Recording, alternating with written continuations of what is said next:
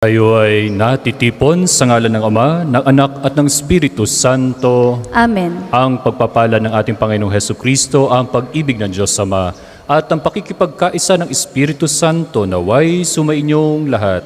At sumainyo rin. Mga kapatid, mga kapanalig, ngayon po sa ating Ebanghelyo ay 3 beses po sinabi ng ating Panginoong Hesukristo na huwag kayong matakot. Do not be afraid. As also as Saint Padre Pio na sinasabi niya, don't worry. No? Gayon din tayo, huwag tayong mag-alala sa ating mga dinadala, sa ating mga sarili, mas lalo na ang mga kasakitan natin, no? Mga nararamdaman natin dahil ang ating Panginoong Hesukristo, ang ating Panginoon Diyos ay magpapagaling sa atin lahat.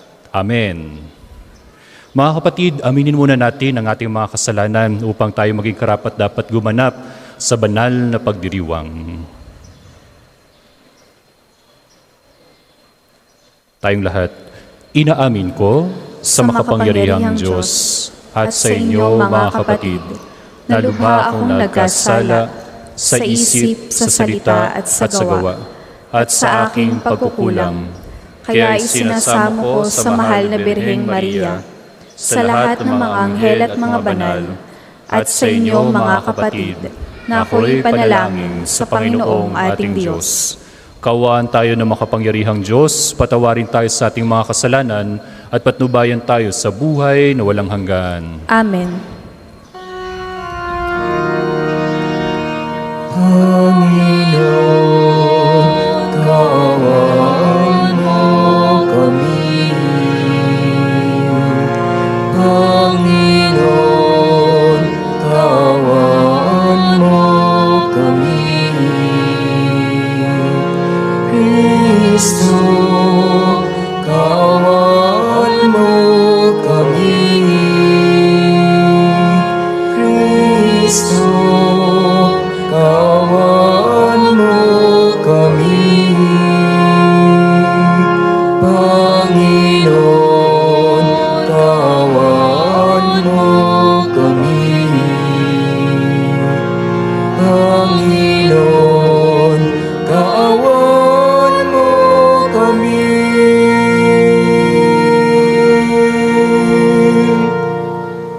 Manalangin tayo.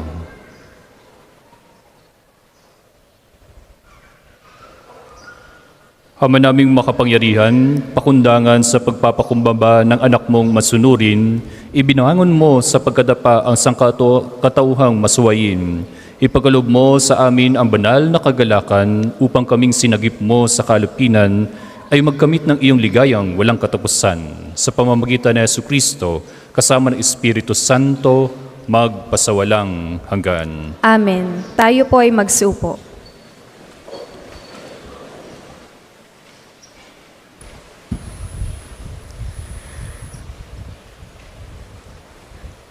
Pagbasa mula sa aklat ni Propeta Isaías. Nang taong mamatay si Haring Uzzias, nakita ko ang Panginoon. Nakaupo siya sa isang napakataas na luklukan. Ang laylayan ng kanyang damit ay nakalatag sa buong templo. May mga sirapin sa kanyang ulunan, at bawat isa'y may 6 na pakpak. 2 ang nakatakip sa mukha, 2 sa buong katawan, at 2 ang ginamit sa paglipad. Wala silang tigil ng kasasabi sa isa't isa ng ganito: Banal, banal, banal ang Panginoong Diyos na makapangyarihan. Ang kanyang kaniningay laganap sa sanlibutan. Sa lakas ng kanilang tinig ay nayanig ang pundasyon ng templo, at ang loob nito'y napuno ng usok. Sinabi ko, kawawa ako, marumi ang aking labi at naninirahan sa piling ng mga taong marurumi rin ang labi. Mapapahamak ako pagkat ako'y isang makasalanang nakakita sa Panginoon, ang makapangyarihang hari. Pagkatapos, may isang seraping sumapit ng baga sa dambana at lumipad na patungo sa akin. Ang baga ay idiniit sa aking mga labi at sinabi, Wala ka ng sala, Napawi na ang mga kasalanan mo. Narinig ko ang tinig ng Panginoon. Sino ang aking ipapadala? Sino ang aming susuguin? Sumagot ako, narito po ako. Ako ang isugo ninyo. Ang salita ng Diyos. Salamat sa Diyos. Ang tugon po sa Salmo, Panginooy naghari na, ang damit niya'y maharlika. Panginooy naghari na, ang damit niya'y maharlika. Panginooy naghahari, na ang suot sa katawan ay damit na maharlika at batbat ng kalakasan. Panginooy naghari na, ang damit niya'y maharlika. Ang sandigan ng daigdig, matatag ang pinatungan. Kahit ano ang gawin, pa'y hindi ito magagalaw. Ang trono mo ay matatag, simula pa noong una. Bago pa anuman, likas ika'y naroon na. Panginooy naghari na, ang damit niya'y maharlika. Walang hanggan, Panginoon, ang lahat ng tuntunin mo. Sadyang banal at matatag, ang sambahang iyong templo. Panginooy naghari na, ang damit niya'y maharlika. Magsitayo po ang lahat, Sumainyo ang Panginoon, at sumainyo rin. ang pagpapahayag ng mabuting balita ng Panginoon ayon kay San Mateo. Papuri sa iyo, Panginoon. Noong panong iyon, sinabi ni Jesus sa kanyang mga apostol, walang alagad na higit kaysa kanyang guro, at walang aliping higit sa kanyang Panginoon. Masisiya ng alagad na matulad sa kanyang guro, at ang alipin na matulad sa kanyang Panginoon. Kung ang puno ng sambayanan ay tinawag ng nilang Beelzebul, lalo nilang aalimurain ang kanyang mga kasambahay. Kaya huwag kayong matakot sa kanila. Walang natatago na di malalantad o nalilihim na di mabubunyag. Ang sinasabi ko sa inyo sa dilim, ulitin ninyo sa liwanag. At ang ibinulong sa inyo ay inyong ipagsigawan. Huwag ninyong katakutan ang pumatay ng katawan, ngunit hindi nakapapatay ng kaluluwa. Sa halip, ang katakutan ninyo ay nakapapatay ng kaluluwa at katawan sa impyerno. Hindi ba ipinagbibili ang maya ng isang pera? Gayunman, hindi isa sa kanila ay hindi nahuhulog sa lupa kung hindi kalooban ng iyong Ama. Maging ang buhok ninyo bilang lahat, kaya huwag kayong matakot. Higit kayong mahalaga kaysa libo-libong maya. Ang sino mang kumilala sa akin sa harapan ng mga tao, ay kikilalanin ko rin naman sa harapan ng aking Amang nasa langit. Ngunit ang magtatwa sa akin sa harapan ng mga tao, ay itatatwa ko rin naman sa harapan ng aking Amang nasa langit. Mga kapatid, mga kapanalig, ang mabuting balita ng Panginoon. Pinupuri ka namin, Panginoong Heso Kristo. Tayo po ay magsupo. Gaya nga ng sabi ko kanina, ay 3 beses binanggit ni Jesus ang word na huwag kang matakot, no? Parang kay Padre Pio nga, don't worry, no? Pray, hope, and don't worry. Pero hindi lang basta-basta dapat na tayo ay huwag mag-alala, huwag tayong matakot, no? Parang kanta lang pala ito ng Eraserheads, no? Kaya sinilip ko yung cellphone ko kanina. Ano nga ba yung lyrics no, ng huwag kang matakot, no? Di ba yun? So, huwag kang matakot na matulog mag-isa, kasama mo naman ako. Ano ba sunod doon? Huwag kang matakot na umibig at lumuha, kasama mo naman ako.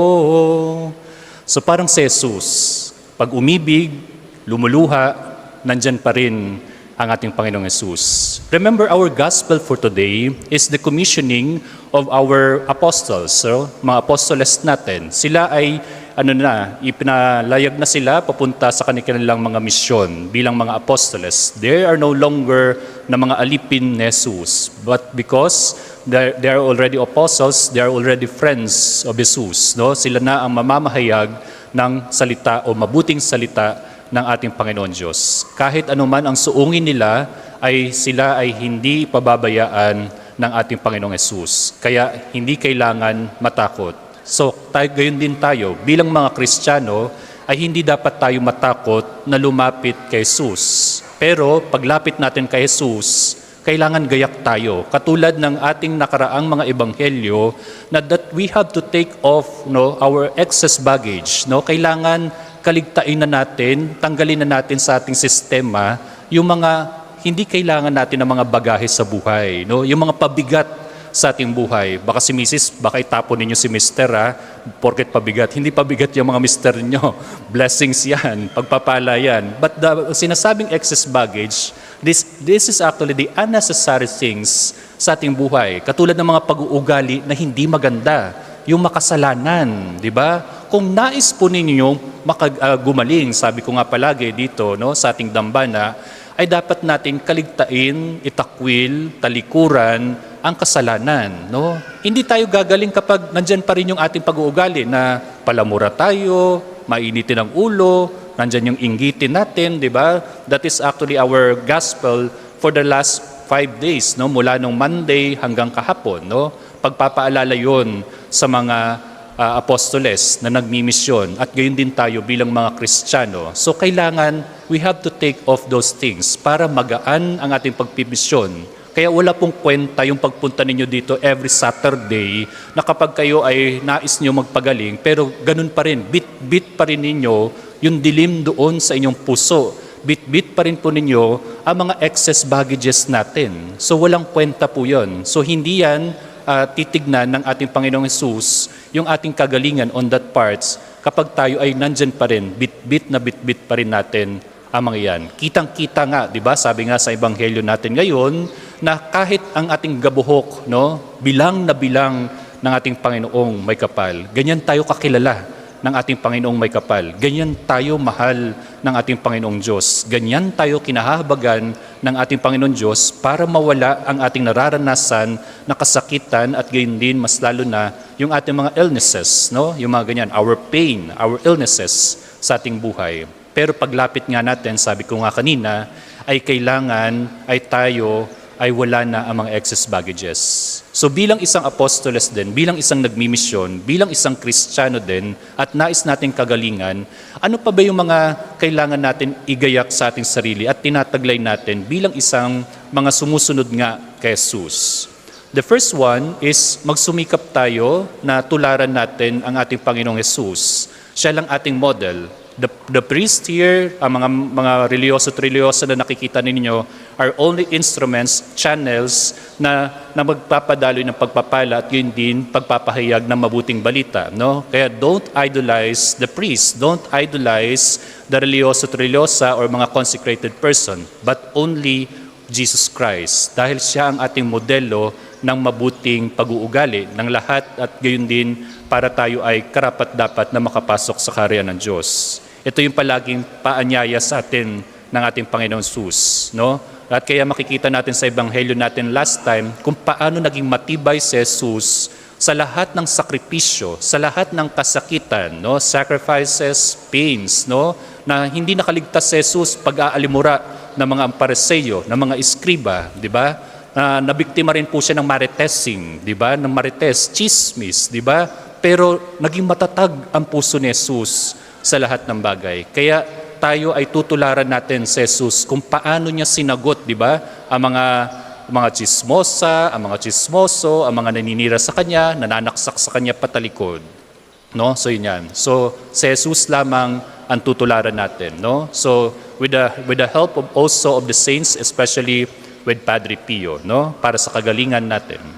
The second one, ito yung sinasabi ko kanina, lumalayo tayo dapat palagi sa kasalanan. As we approach the kingdom of God, as we approach always here in the National Shrine, sa pambansang dambana ni Padre Pio, ay sana naiiwan ang kasalanan kung saan man kayo nanggaling.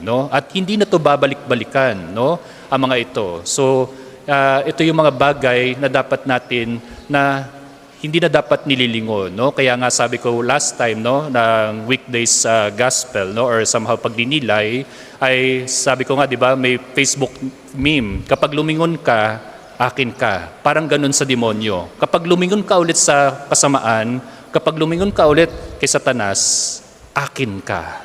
Di ba? So yun. That's why we have to focus our hearts, ang ating puso at isipan sa ating Panginoong may kapal. No? Sa Kanya lamang tayo titingin. No? Sa Kanya lamang tayo ang ating modelo ng ating pagpasok doon sa sa kaharian ng ating Panginoon Diyos. And Jesus Christ is our ticket of going inside of that kingdom of God. No? So yun. So hindi lang basta titignan, bagkos ikikilos natin din sa kabutihan palagi.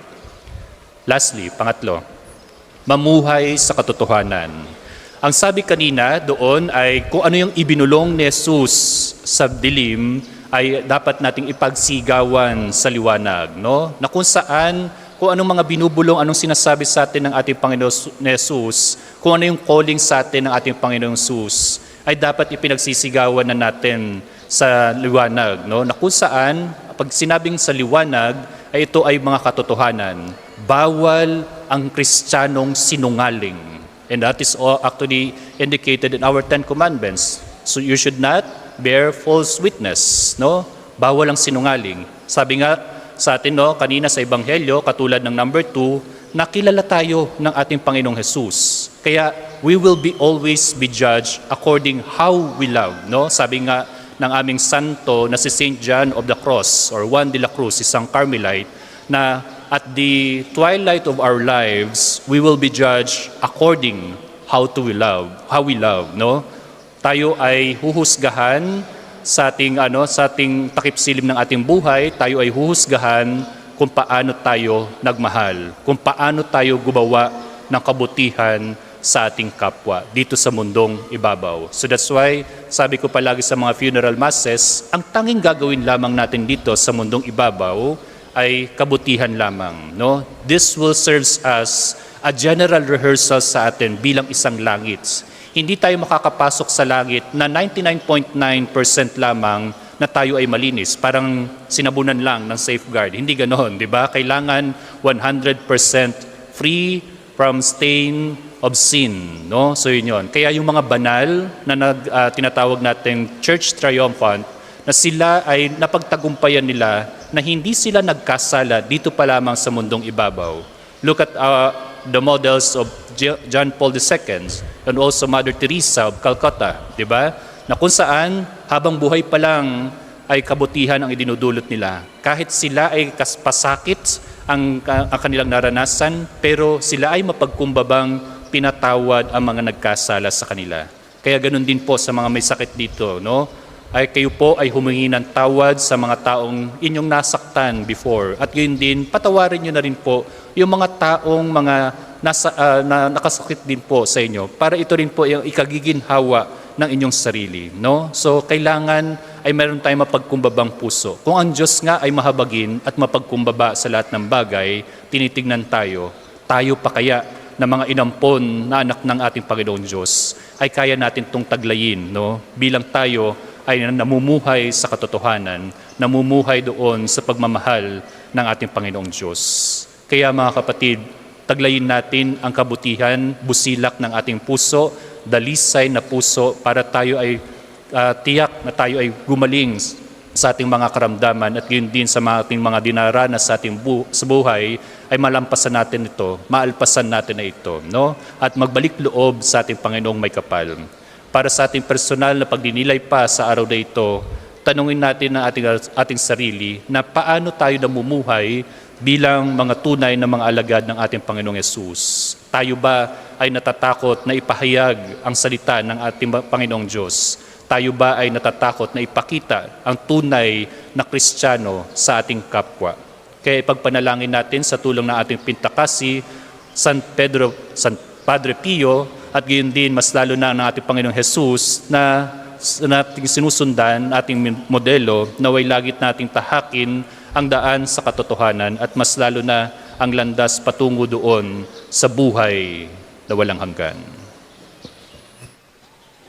Manalangin kayo mga kapatid upang paghahain natin ay kalugdan ng Diyos amang makapangyarihan. Tanggapin nawa ng Panginoon itong paghahain sa iyong mga kamay, sa kapurihan niya at karangalan sa ating kapakinabangan at sa buong sambayanan niyang banal. Ama naming lumikha, ang paghahain namin sa iyong ngalan ay siya nawang sa amin dumalisay upang ito ay maging pagganap araw-araw ng aming paglipat sa buhay sa kalangitan. Sa pamamagitan ni Jesucristo, kasama ng Espiritu Santo, magpasawalang hanggan. Amen. Sumainyo ang Panginoon. At sumainyo rin. Itaas sa Diyos ang inyong puso at diwa. Itinaas na namin sa Panginoon. Pasalamatan natin ang Panginoong ating Diyos. Marapat na siya ay pasalamatan. Ama naming makapangyarihan, tunay ngang marapat na ikaw ay aming pasalamatan sa pamamagitan ni Jesucristo na aming Panginoon. Lubhang nabagbag ang kanyang loob sa pagkakamali ng tao sa sansinukob. Kaya't minabuti niyang siya'y ipanganak ng birhem bukod mong pinagpala sa babaeng lahat.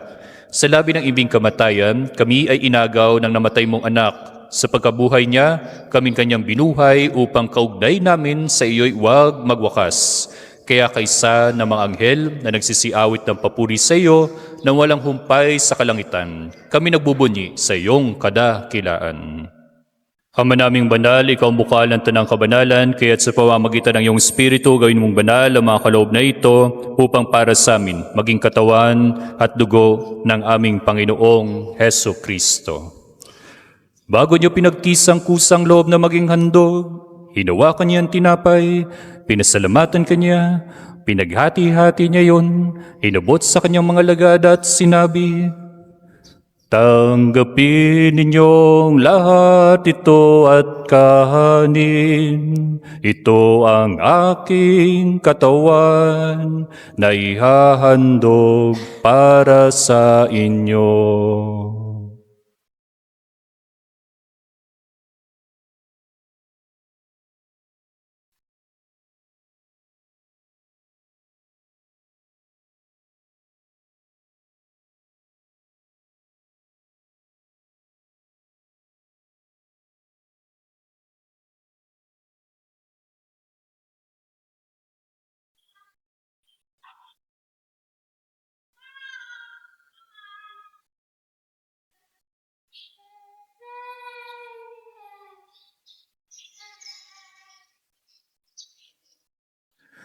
Gayon din nang matapos ang hapunan, hinawakan niya ang kalis at muli kanyang pinasalamatan. Inubot niya ang kalis sa kanyang mga lagad at sinabi, "Tanggapin ninyong lahat ito at inumin. Ito ang kalis ng aking dugo ng bago at walang hanggang tipan. Ang aking dugo na ibubuhos para sa inyo at para sa lahat sa ikapagpapatawad ng mga kasalanan. Gawin ninyo ito sa pag-aalala sa akin."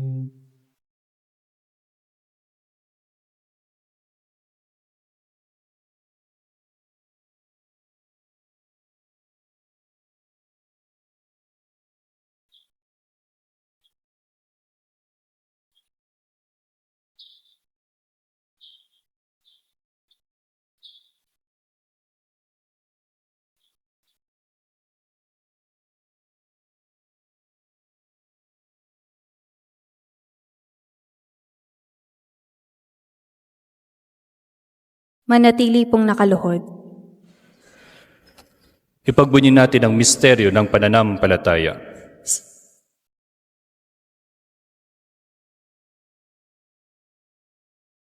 Si Kristo ay gunitain, sarili ay inihain, bilang pagkain inumin, pinagsasaluhan natin, hanggang sa siya'y dumating. Ama, ginagawa namin ngayon ang pag-alala sa pagkabatay at muling pagkabuhay ng iyong anak. Kaya tinaalay namin sa iyo ang tinapay na nabibigay buhay at ang kalis na nagkakaloob ng kaligtasan. Kami nagpapasalamat dahil kami iyong minarapat na tumayo sa harap mo para maglingkod sa iyo. Isinasamo namin kami magsalo-salo sa katawan at dugo ni Kristo ay mabuklod sa pagkakaisa sa pamamagitan ng Espiritu Santo. Mga religyoso at religyosa at ang aming lingkod simbahan. Alalahanin mo rin ang mga kapatid naming nahimlay na may pag-asang sila'y muling mabubuhay. Ganyan na lahat ng mga pumanaw. Kaawaan mo't sila't patuloyin sa iyong kaliwanagan. Kaawaan mo't panggidapatin kaming lahat na makasalo sa iyong buhay na walang wakas. Kaisa ng mahal na Birheng Maria, Nana ng Diyos, ang bulaklak at reyna ng Carmelo. Kaisa ng kanyang kabiyak ng puso na si San Jose. Kaisa ng mga apostol ni San Padre Pio at lahat ng mga banal na namuhay dito sa daigdig ng kalugod-lugod sa iyo, may pagdiwang nawa namin ang pagpupuri sa ikararangal mo sa pamamagitan ng iyong anak na aming Panginoong Hesu Kristo. Per ipsum cum ipso et in ipso, Estibi Dei Patri Omnipotenti, in unitate Spiritus Sancti, omnis honor et gloria, per omnia saecula saeculorum. Amen. Amen. Amen.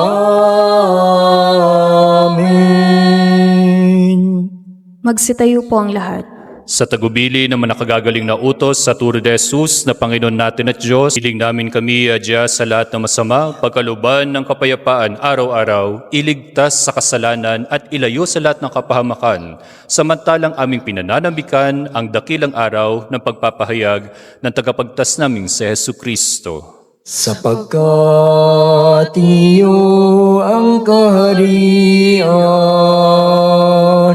at ang kapangyarihan at ang kapurihan magpakailanman. Amen.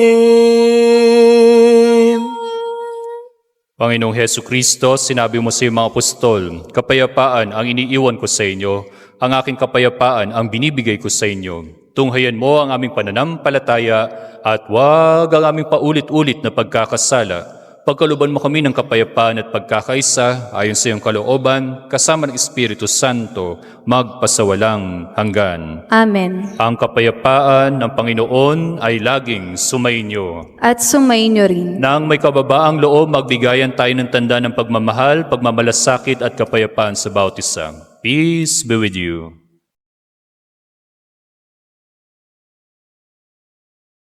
Sa pagsasawak dito, Kordero ng Diyos, nag-aalis ng mga kasalanan ng sanlibutan, maawa ka sa amin. Kordero ng Diyos, na nag-aalis ng mga kasalanan ng sanlibutan, maawa ka sa amin. Kordero ng Diyos, na nag-aalis ng mga kasalanan ng sanlibutan, ipagkaloob mo sa amin ang kapayapaan. Kung hindi po kayong lumuhod, ay manatili pong nakatayo ng may paggalang. Mga kapatid, mga kapanalig, ito si Jesus na pinagmumulan ng ating kalakasan, ng ating kagalingan. Ito ang kordero ng Diyos. Ito nag-aalis ng mga kasalanan ng sanlibutan, mapalad ang mga sa kanyang banal na piging. Panginoon, hindi ako karapat-dapat na magpatuloy sa iyo, ngunit sa isang salita mo lamang ay gagaling na ako.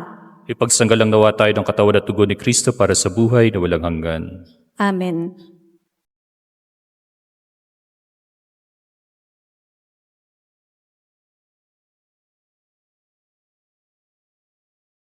Ama naming makapangyarihan, pakundangan sa pagpapakumbaba ng anak mong masunurin, ibinangon mo sa pagkadapa ang sangkatawang masawayin.